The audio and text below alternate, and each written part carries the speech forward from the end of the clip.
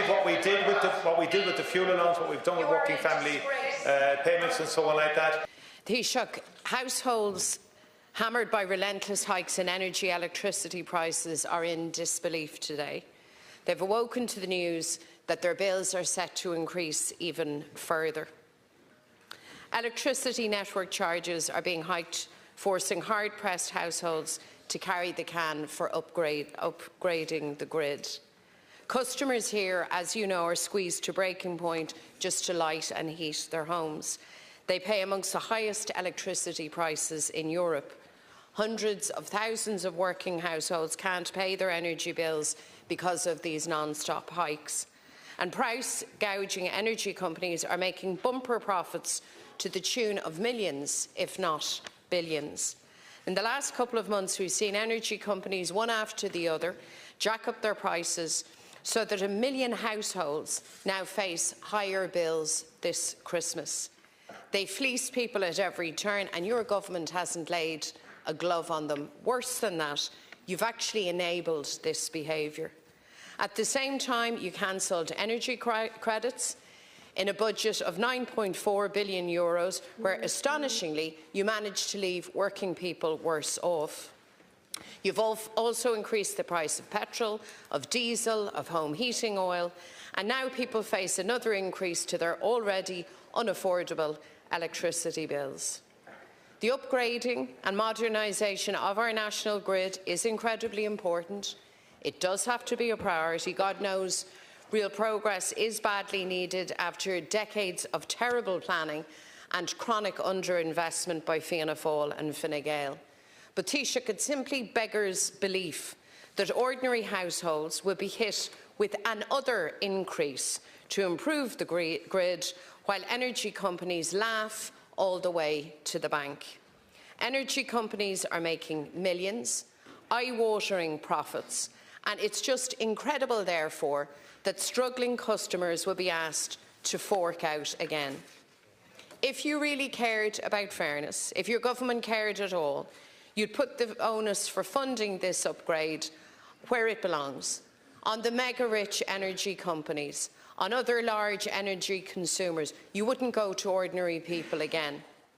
Government shouldn't be adding a single red cent to these rip-off bills, especially during such tough times. You should be about getting costs down, of reducing electricity prices and making life affordable.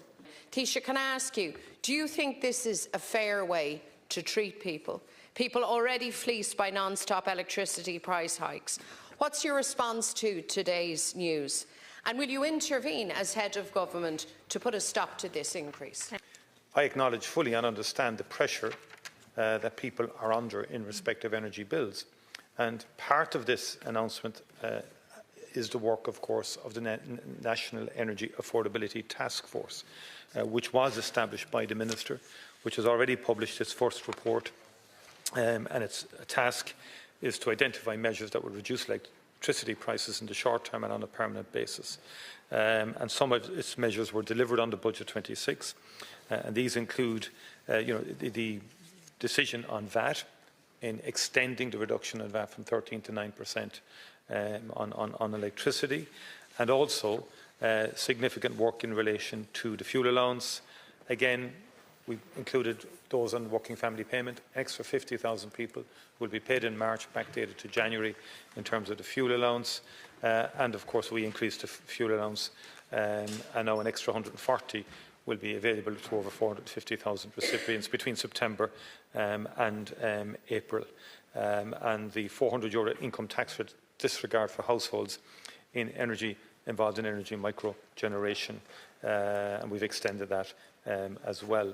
And of course, in terms of the budget measures more generally, and then the retrofitting, which has really grown very, very significantly over the last number of years and is making a real difference in terms of many houses. A deep retrofit can save over 1,100.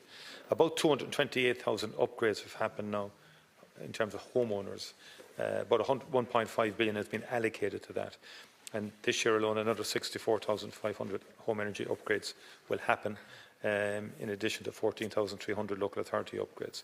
So we are progressing significant change in terms of energy consumption within our households more generally. But that affordability task force has to look at the more fundamental issue of the regulatory framework that governs energy prices in this country, and that is a key objective of it. Thank you, Taoiseach. Allied with European initiatives that will be required in terms of how energy is priced on the European market. So we've had price hike after price hike. As I said earlier, not a glove placed on any of these gouging companies. 1 million households now facing higher bills this Christmas.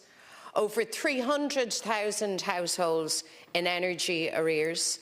An affordability task force, so-called, that has done absolutely bugger all to achieve affordability for those households and for those struggling families. And a government that is quite prepared to simply sit back and let households suffer. That's what I hear. Nobody is contesting the need for investment in the grid.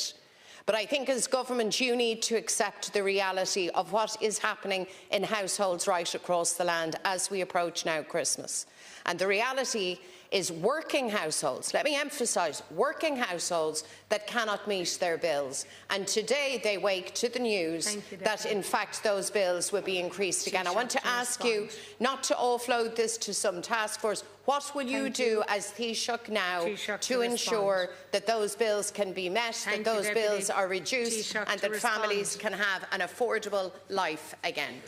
Deputy, after Russia's invasion of Ukraine, we did allocate up to 3.3 billion, in energy credits, The bottom line is this: universal energy credits on an ongoing basis simply is not fiscally sustainable. So the resources we have, we do actually have to target those resources, particularly to low-income families, which is what we have done. And you want everybody, irrespective of income, forever and ever to be getting energy credit. You want the wealthiest in society to benefit from energy credits. You do, and that's what you ask for. Whereas I believe what we did with the fuel allowance, what we've done with working family payments and so on like that, that is the proper way to proceed. And also you have to change the regulatory framework. And that is work. That's not simple work. It's work that's underway, though, and that will ultimately help us to deal with this. But the bottom line is this: 18 billion is an enormous sum of money. Thank you. And you haven't given any rational explanation now we move to the Labour Party. We move to